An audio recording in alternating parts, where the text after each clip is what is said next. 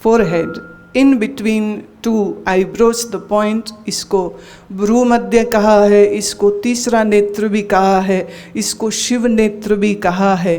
तो ध्यान की एक गहरी अवस्था का वर्णन कर रहे हैं यारी कि मैं अपने गुरु के चरण की रज, रज मतलब होता है मिट्टी, रज मतलब धूली भी होता है, लेकिन यहाँ धूली के भी दो अर्थ होते हैं, रज के भी दो अर्थ होते हैं। एक तो है बाहरी अर्थ कि मेरे गुरु ने जिस धरती पर पांव रखा उसकी मिट्टी मैं अपने इस स्थान पर लगाता हूँ, जिसे हम कहते तीसरे नेत्र पर या शिव नेत्र पर लगाते। और यहाँ बाहरी रज लगाई क्यों जा रही है? वो इसलिए लगाई जा रही है कि वो पवित्र है। मैंने कल ही बात करी है, हमारे शरीर से जो ऊर्जा बाहर निकलती है, सबके शरीर से ऊर्जा बाहर निकलती है, ध्यानियों के, ज्ञानियों के, महात्माओं के, महापुरुषों के शरीर में और ज़्यादा आती है। और हमारे इस शरीर का अगर सबसे संवेदनशील कोई स्थान है तो ये यही स्थान है जिसे हम तीसरा नेत्र कहते हैं, the centre of the eyebrows.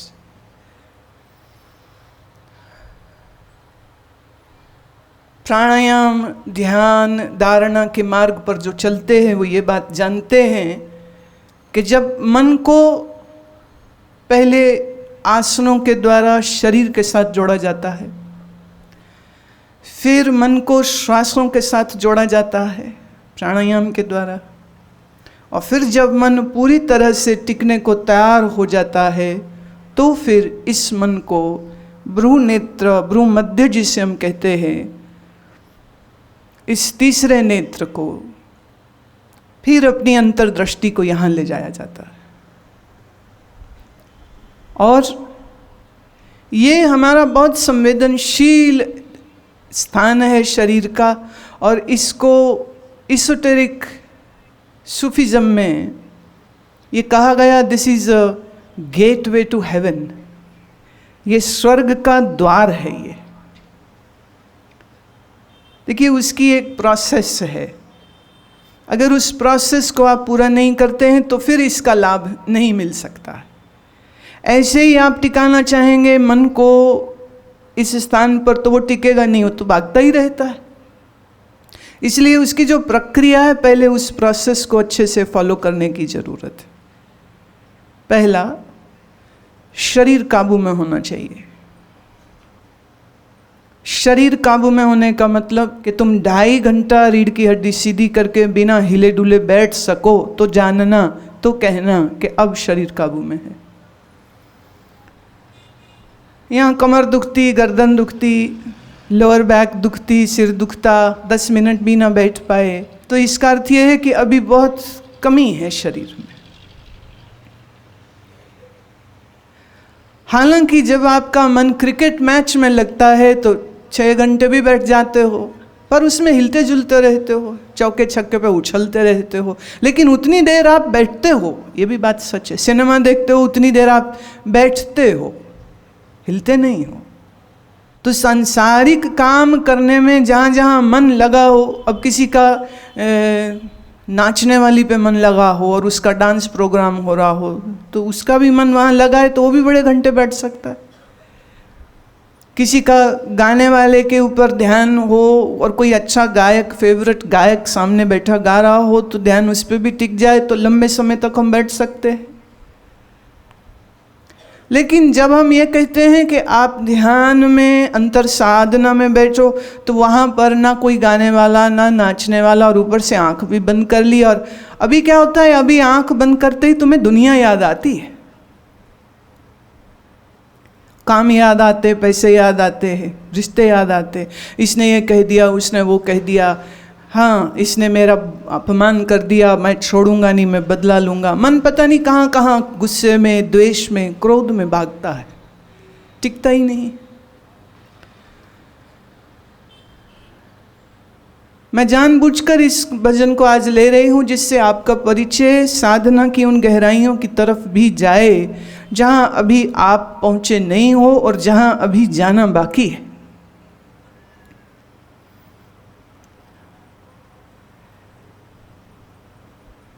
तो भ्रू मध्य में ध्यान को टिकाने की तैयारी ये है कि पहले 2.5 घंटा रीढ़ की हड्डी सीधी करके शरीर को स्थिर रख के, ना हाथ हिले, ना घुटना, ना कंधे हिले, कुछ तकलीफ नहीं होए तुम्हें, 2.5 घंटा तुम बैठ सको।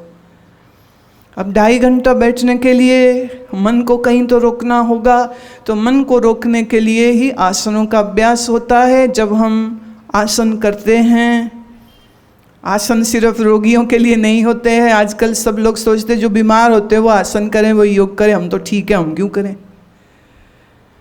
लेकिन आसनों को करने से आपका सर्कुलेटरी सिस्टम, आपका न्यूरोलॉजिकल सिस्टम, आपका brain, heart, kidney, spleen, stomach, intestines, माने शरीर के समस्त अंग प्रत्यंग ठीक से फंक्शन करेंगे।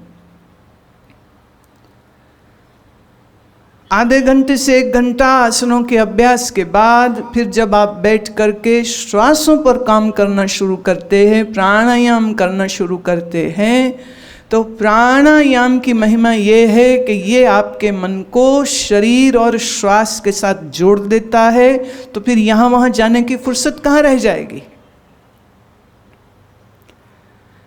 किंचित देखिए, वैराग्य तो मन में होना चाहिए, नहीं तो तुम बैठोगे ही क्यों।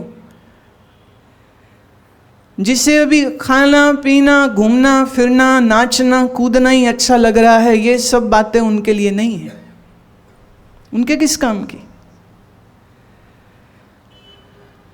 जैसे कोई मुझे आके बोले शहर में नई बार खुली है, मैं कहूँगी मेरे किस काम की। कोई बोले यहाँ क्लब खुला, मैं कहूँगी मेरे किस काम का। ऐसे ही जब धर्म, अध्यात्म, योग, साधना की बात होती है तो बहुत बड़ी संख्या है उन लोगों की जो ये कहेंगे हमारे किस काम की ये बात। नहीं तो बहुत लोग ये कह देते हैं हमारे धर्म की बात नहीं करते हैं। भाई, मैं धर्म की बात नहीं करती हूँ, मैं सत्य की बात करती हूँ। अगर तुम्हारे धर्म में सत्य नहीं है तो मैं बिल्कुल तुम्हारे धर्म की बात नहीं करती हूँ। मैं सत्य की बात करती हूँ। तुम्हारे धर्म में सत्य है तो ढूंढ के देख ले। मैं ऐसी कोई बात नहीं कह रही हूँ जो तेरे धर्म ग्रंथ में ना कही गई हो। पर अफसोस इस बात का है, तुम्हारे धर्म ग्रंथ तुम्हें क्या कहते हैं तुम्हें खुद नहीं मालूम। तुम्हारी अकाउंट बुक्स क्या कहती तुम्हें ये मालूम है। तुम्हारे बैंक के खातों में क्या है तुम्हें ये मालूम है। लेकिन तुम्हारे अपने आदर की, श्रद्धा की जो केंद्र है, वह धार्मिक पुस्तक क्या कहती है उसका आपको ज्ञान नहीं है। थोड़ा बहुत काम चलाओ, दिल को खुश करने के लिए कोई किसी ने थोड़ा पाठ कर लिया, किसी ने कोई पाठ कर लिया, किसी ने कोई पाठ कर लिया। नहीं तो उन्हें लगता है पाठ करने वाला काम तो पंडितों और पाठियों का होता है। हम तो दुकानदार लोग हैं, पैसे कमाएंगे, खाएंगे, मौज करेंगे, नाचेंगे, गाएंगे। ये पाठ करना हो तो पाठी को बुलाएंगे, वो क्या करेगा। आ बेटा बैठ, पाठ कर, पैसे ले ले। पैसा जरूरी है, खुद कमाते हो। धर्म जरूरी नहीं है, उसके लिए तुम्हें किराए के लोग चाहिए होते। फिर बहुत सारे ऐसे लोग आ जाते हैं जिनकी रोजगार ही यही होती है कि तुम उनसे पाठ कराओगे तो उनका रोजगार चलता है। तो अपना रोजगार चलाने के लिए वो भी फिर पर्चा पोस्टर करते हैं कि हमें बुलाइए, बड़ा पुण्य मिलेगा, हमें बुलाइए, आपके पाप कट जाएंगे, हमें बुलाइए, आपके कर्म दूर हो जाएंगे, हमें बुलाइए, आपके घर में लहर बहर हो जाएगी, पैसा हो जाएगा, जो चाहोगे हो जाएगा, ये हो जाएगा, वो हो जाए। लालच देते हैं, आप ले लेते हो।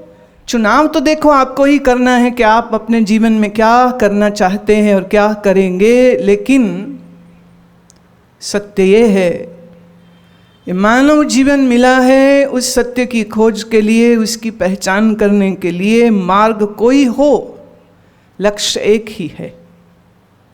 मार्ग कोई सा हो, लक्ष्य एक ही है।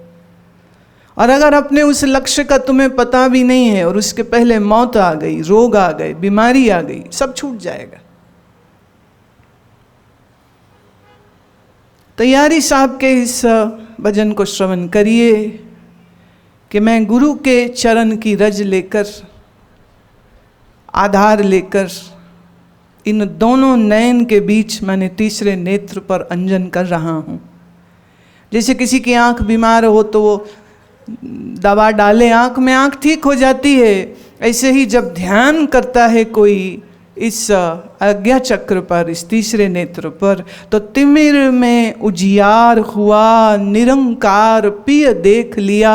अब जो आंख बंद करके अंदर सिर्फ अंधेरा दिखता था, तिमिर माने अंधेरा, अब वो अंधेरा दूर हो गया है और चैतन्य स्वरूप, प्रकाश स्वरूप परमात्मा जो आकार रहित है उसको मैंने देख लिया। ओ सूरज तहाँ छपे घने, 3 लोक धन पाए लिया। जब मेरी वृत्ति टिकी इस तीसरे नेत्र पर तो तीनों लोक जैसे छुप गए, जैसे घने बादल आ जाएं तो दिन में भी रात हो जाती है। वो सूरज को छुपा देता है। सूरज तो नहीं छिपता, पर हमारी आंखों के सामने बादल इतने गहरे होते हैं, सूरज दिखता नहीं तो दिन में अंधेरा हो जाता है। ऐसे ही यारी कहते हैं, जब अंतर ये तुम्हारी वृत्ति टिक जाएगी तो सारा संसार तुम्हारे लिए छुप जाएगा। It won't matter. सतगुरु ने जो करी कृपा, मर के यारी जुग जुग जिया। मेरे सतगुरु ने ऐसा मरना मुझे सिखाया है कि उस मरने के बाद अब मैं जुगों जुग जीऊंगा। शरीर से नहीं, शरीर तो यारी कभी चला गया, मिट्टी में मिट्टी हो गया, लेकिन यारी का नाम, यारी का ज्ञान, ज्ञान तो सनातन है। ज्ञान परमात्मा है। जैसे परमात्मा का कभी अंत नहीं, ऐसे ज्ञान का कभी अंत नहीं होता।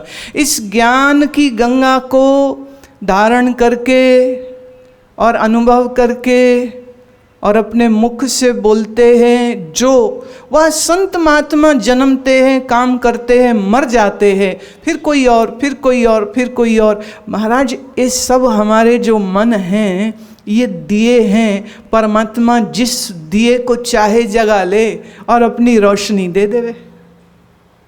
तो यारी साहब के इस दिए से जो रोशनी निकली है, उस रोशनी की थोड़ी किरणें आप भी अनुभव करें।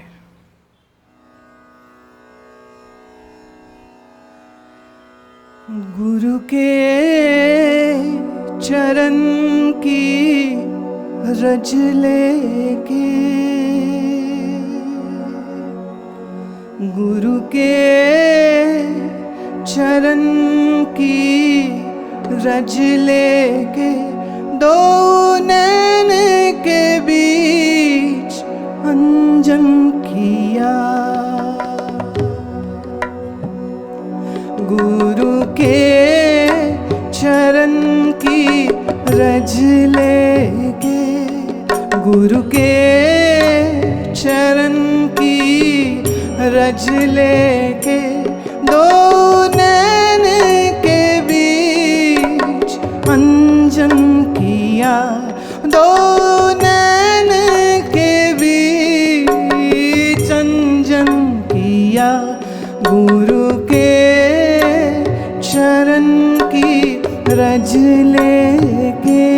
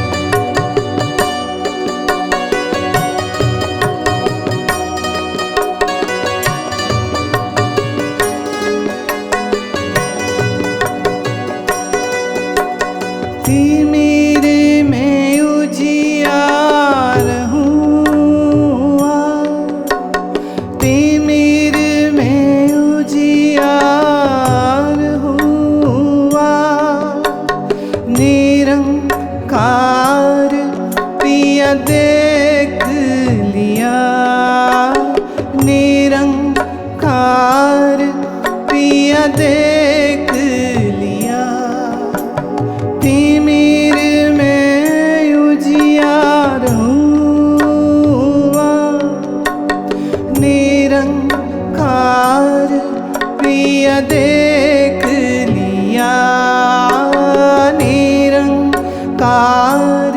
पिया देख लिया, निरंकार पिया देख लिया,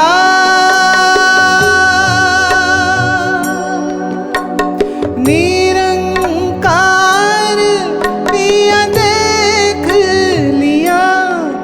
गुरु के चरण की रज लेके, गुरु के चरण की रज लेके, दो नैन के बीच अंजन किया, दो नैन के बीच अंजन किया।